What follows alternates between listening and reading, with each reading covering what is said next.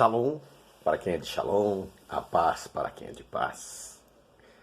Minutos de Techuvá. A Torá antes da Torá no Sinai.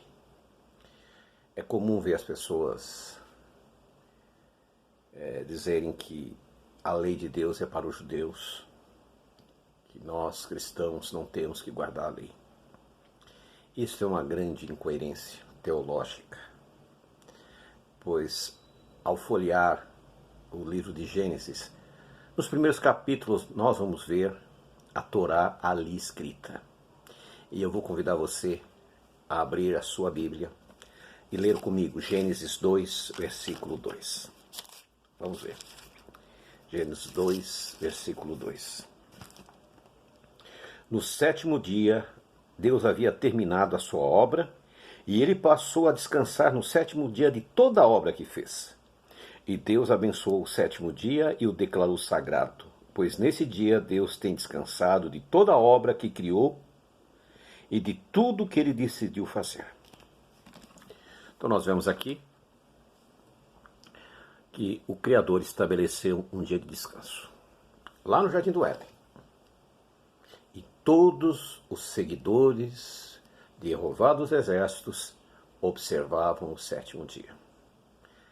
Apenas nós vamos ver que lá no Sinai, em virtude dos descendentes de Israel, de Jacó, depois de 400 anos de exílio, então Deus deu novamente a Torá, reforçando e escrevendo numa tábua de pedra. Você percebe a seriedade que é isto? E hoje as pessoas dizem, não, nós não precisamos guardar, isso é bobagem, isso aí não é para nós, isso é para os judeus. Adão e Eva não eram judeus. E todavia foi ensinado a guardar o sábado. Nós vemos também um outro texto muito interessante que está em Gênesis, no capítulo 16, capítulo 2, versículo 16, diz assim: E Jeová, Deus, deu também esta ordem ao homem: de toda a árvore do jardim você pode comer à vontade, mas quanto à árvore do conhecimento do bem e do mal, não coma dela, porque no dia que dela comer, você certamente morrerá. Então nós vemos aqui a primeira proibição. Eles estavam livres para comer e fazer o que eles quiserem, mas aquela árvore no centro do jardim eles não poderiam tocar, que era a árvore chamada do conhecimento do bem e do mal. Nós vamos ver também em Gênesis capítulo 3, versículo 16.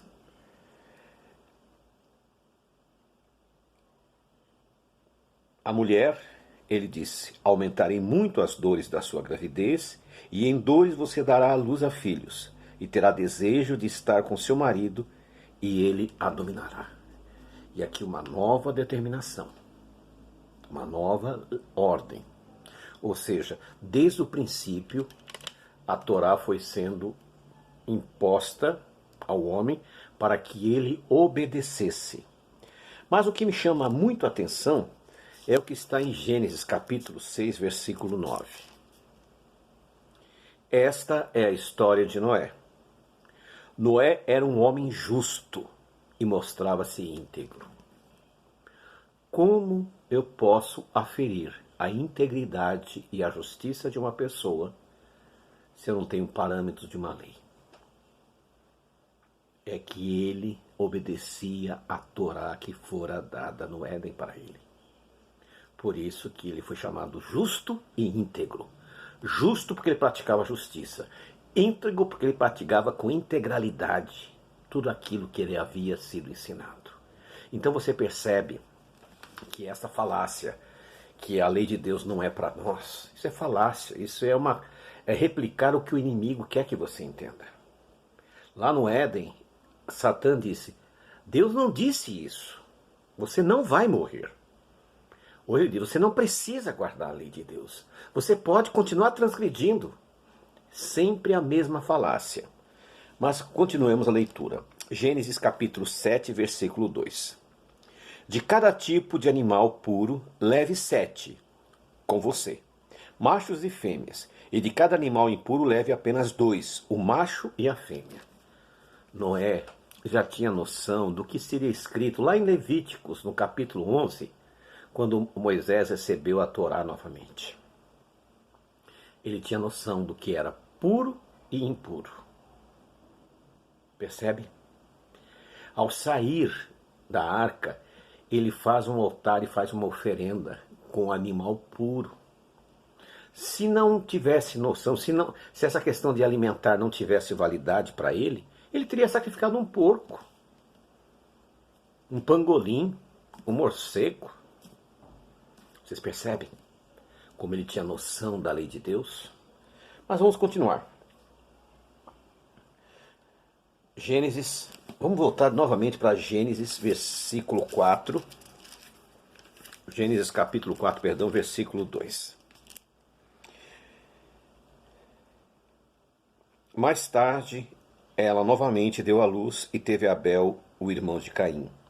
Abel tornou-se pastor de ovelhas e Caim tornou-se agricultor. Depois de algum tempo, Caim levou alguns produtos da terra como oferta para Jeová. Mas Abel levou alguns primogênitos do seu rebanho junto com a gordura deles. E ao passo que Jeová olhou com favor para Abel e para a sua oferta, e não olhou com favor para Caim e para a sua oferta. Então percebam que os dois sabiam o que o Eterno queria como oferenda. Abel fez o que o Eterno havia pedido. Caim fez do jeito dele, ou seja, havia uma determinação, havia uma lei. Continuando, nós vemos também em Gênesis capítulo 16, Gênesis capítulo 16, versículo 13. 16, 13. Ela invocou então o nome de Jeová, que lhe falava e disse: Tu és um Deus que vê. Aqui está falando de Agar. Agar, a concubina de Abraão, a serva de Sara, ela sabia o nome do Criador e você não sabe. Já parou para pensar nisso? Ela, uma egípcia, já sabia. E você, por que não sabe? Vamos continuar a leitura. Abraão, também no capítulo 14 do versículo 20, ele sabia de uma coisa que você muitas vezes diz: isso não é para mim, isso é para os judeus. Abraão não era judeu, não era israelita. Vamos ver o que ele sabia. 14, versículo 20. E louvado seja o Deus Altíssimo que lhe entregou os seus opressores. E Abrão lhe deu o dízimo de tudo. Aqui é o encontro de Abrão com Melquisedeque, quando ele voltava da guerra, que ele vencera e trazia os despojos. E ele deu o dízimo de tudo. O dízimo já estava sendo ensinado desde o Jardim do Éden para eles. Abraão tinha consciência e Abraão honrou a Deus devolvendo o dízimo. E hoje você diz: não, dízimo não existe, isso é coisa para judeu. Será? Vamos ver agora o que está em Gênesis capítulo 28, versículo 1. Então Isaque chamou Jacó e o abençoou e lhe ordenou: não tome como esposa dentre as filhas de Canaã. Vá para Padarã, a casa de Betuel, pai de sua mãe, e tome ali como esposa uma das filhas de Labão, irmão de sua mãe. O Deus Todo-Poderoso o abençoará, lhe dará filhos e multiplicará, e você certamente se tornará uma congregação de povos. Mas por que será que Abraão não gostava das mulheres de Canaã? Porque era idólatra? Raquel também era idólatra. Labão era idólatra.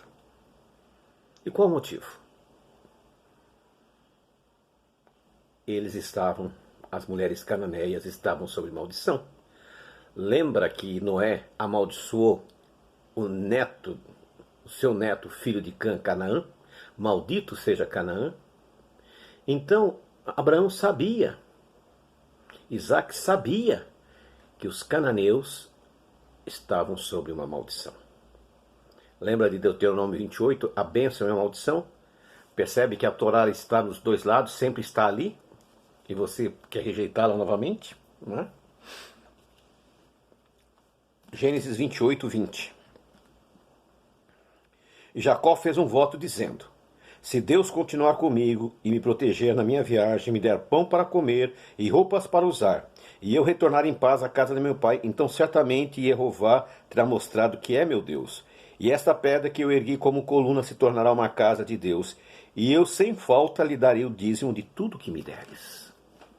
Jacó também sabia do dízimo, né? Você percebe, meus irmãos, que todos os ensinos que estariam dados a Moisés já tinham sido dados para os patriarcas.